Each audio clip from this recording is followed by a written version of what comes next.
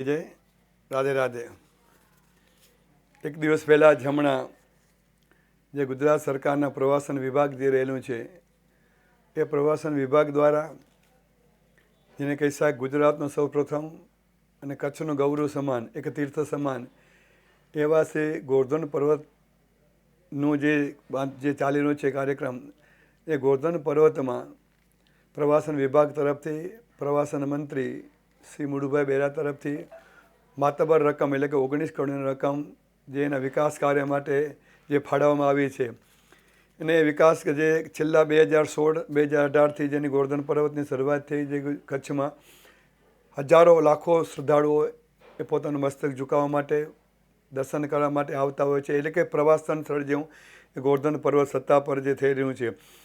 એમાં મુળુભાઈ વિઝિટ માટે દર્શન માટે આવ્યા હતા. જે તે વખતે આજથી લગભગ 3-4 મહિના પહેલાં એમણે જે એની વ્યવસ્થા છે, એનો જે મહિમા છે, એનું જે લોકેશન છે એ જોયું. અને કંજાના ધારાસભ્ય ત્રિકમભાઈ આહિર સાહેબ એ અમારા સંપ્રદાયમાં છે. એટલે અમે સૌ સાથે મળી ને એક મુળુભાઈને એક રિક્વેસ્ટ મૂકી કે ભાઈ આટલું બધું પ્રવાસન સ્થળ છે, આટલા બધા લોકો આવે છે, હજારોની સંખ્યામાં વિદ્યાર્થીઓનો પ્રવાસ આવતા હોય છે, ભક્ત મહિમા આવતા હોય છે. તો એના માટે થઈ અને થોડું આપણે આમાંથી કંઈક રકમ ફાળો તો વધારે એનું ડેવલપ થાય, વધારે વિકાસ થાય અને વધારે લોકો એનો લાભ લઈ શકે. એની રીતની એમને અરજી કરી અને એમનું રિપોર્ટ મોકલાવે.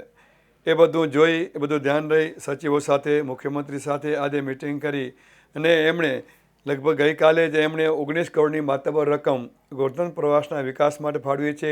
ત્યારે માત્ર ગોવર્ધન પર્વતનો નહીં, સમગ્ર કચ્છ જિલ્લા જે એક પ્રવાસન તરીકે જે આપણા દેશના પ્રજાવત્સલ વડાપ્રધાનજી કચ્છને એક જેને કહેવાય ને એક સુંદર મોડેલ બનાવવા માગે છે.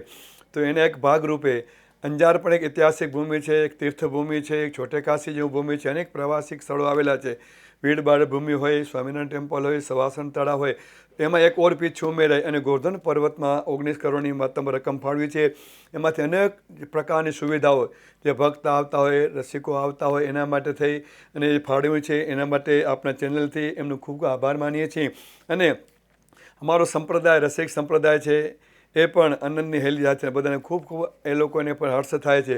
તો ખરેખર આ સંસ્થા વતીથી સરકારશ્રીનો મુળુભાઈ બેરા સાહેબ હોય, ત્રિકમભાઈ છાંગા સાહેબ હોય અને મુખ્યમંત્રી ભૂપેન્દ્રભાઈ પટેલ હોય, એનો ખૂબ હૃદયપૂર્વકનો આભાર માનીએ છીએ. સૌને રાધે રાધે.